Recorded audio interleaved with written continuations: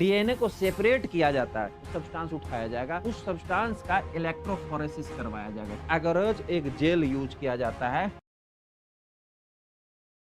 Hello everyone, आप देख रहे हैं rank plus the learning app और मैं हूं चंदन सर। डियर साथियों, आज हम लोग स्टार्ट करने जा रहे हैं अपना लैब एग्जाम एमसीक्यूज का पार्ट 47।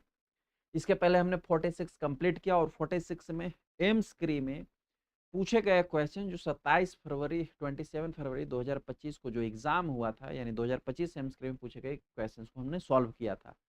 आज हम लोग 47 स्टार्ट करने जा रहे हैं और 47 में भी अमूमन हम लोग एमस्क्री के क्वेश्चन ही सॉल्व करेंगे जो 2025 में पूछा गया। ठीक है, जहां हमने छोड़ा था उससे आगे हम लोग आज स्टार्ट करने जा रहे हैं। क्वेश्चन क्या पूछ रहा है सर? क्वेश्चन पूछ रहा है what concentration of agarose should be used in for small DNA. Actual में ये डीएनए का जो मैच किया जाता है वो पहले डीएनए को सेपरेट किया जाता है। इसको हम लोग बोलते हैं DNA separation. Deoxyribose nucleic acid क्या किया जाता है इसको सर? डीएनए को सेपरेट किया जाता है। जो भी स्पेसिमेन फाइंड आउट हुआ है, जैसे कोई अभी प्लेन क्रैश वाला मैंने एग्जांपल दिया, उसमें से जले हुई बॉडी से कोई एक सब्सटेंस उठाया जाएगा। उस सब्सटेंस का जो सब्सटेंस है उस सब्सटेंस का इलेक्ट्रोफोरेसिस करवाया जाएगा। क्या सर? इलेक्ट्रोफोरेसिस करवाया जाएगा। और इलेक्ट्रोफोरेसिस में क्या होगा, इसको हम लोग बोलते हैं एगरोज जेल इलेक्ट्रोफोरेसिस। क्या बोलते हैं सर? एगरोज एक जेल यूज किया जाता है। क्या इसको बोला जाता है? एगोरेज जेल इलेक्ट्रोफोरेसिस। अब होता क्या है कि इलेक्ट्रोफोरेसिस पे जो भी हमने सब्सटेंस एज अ सैंपल लिया हुआ था, उस सब्सटेंस में जो भी डीएनए होगा वो डीएनए का माइग्रेट करवाया जाता है। क्या करवाया जाता है सर? माइग्रेट। वो क्या होता है ना कि इस प्रकार से सेलुलोज की पट्टी बनी होती है। ठीक है सर, सब्सटेंस से अगर डीएनए निकला है तो डीएनए इस ओर जो है आगे की ओर इस प्रकार से माइग्रेट करेगा। माइग्रेट करेगा मतलब मूवमेंट करेगा, आगे की ओर चलेगा। अब जो हमने सैंपल में सब्सटेंस लिया था, अगर इसमें ह्यूज अमाउंट ऑफ डीएनए है तो यहाँ पर huge amount of DNA separate होगा। जितने जितने एग्रोज जेल में जाएगा ना, वहां वहां डीएनए फंस जाएगा, सेपरेट होता जाएगा। अब अगर सैंपल छोटा था, स्मॉल अमाउंट ऑफ डीएनए था, तो स्मॉल अमाउंट ऑफ डीएनए में पता चले जो पोर्स हैं उन पोर्स में ही फंस गया डीएनए, डीएनए सेपरेट ही नहीं हुआ। तो इस कंडीशन में हम क्या करते हैं कि इस पे हम जेल ह्यूज अमाउंट में लगाते हैं।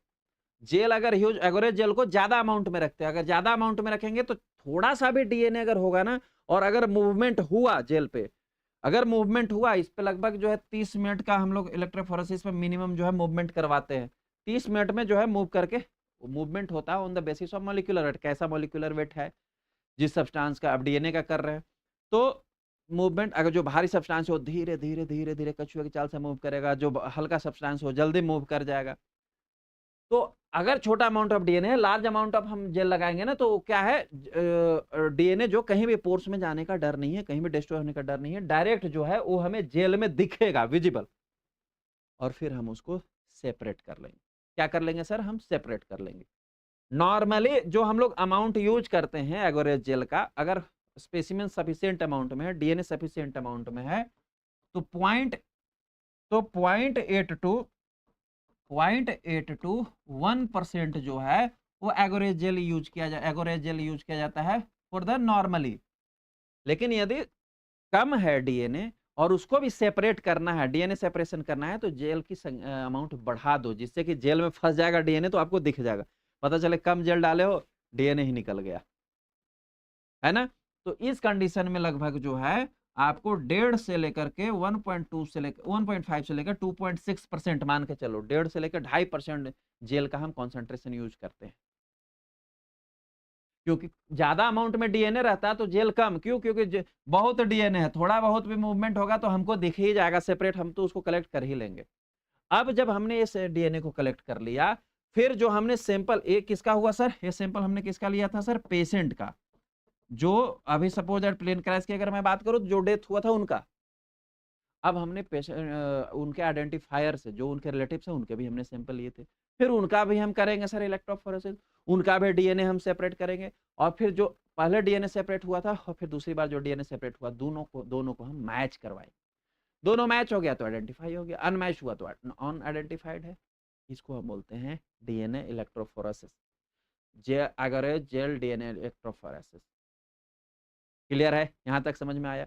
तो क्वेश्चन यही पूछा था कि यदि डीएनए का स्पेसिमेन जो है स्मॉल है, स्मॉल अमाउंट में डीएनए है, तो उसमें एगरेज जेल जो यूज करोगे, वो एगरेज जेल कितना अमाउंट में यूज करोगे? हायर कॉन्सेंट्रेशन में, ज्यादा जेल यूज करेंगे ताकि डीएनए उसमें फंस जाए।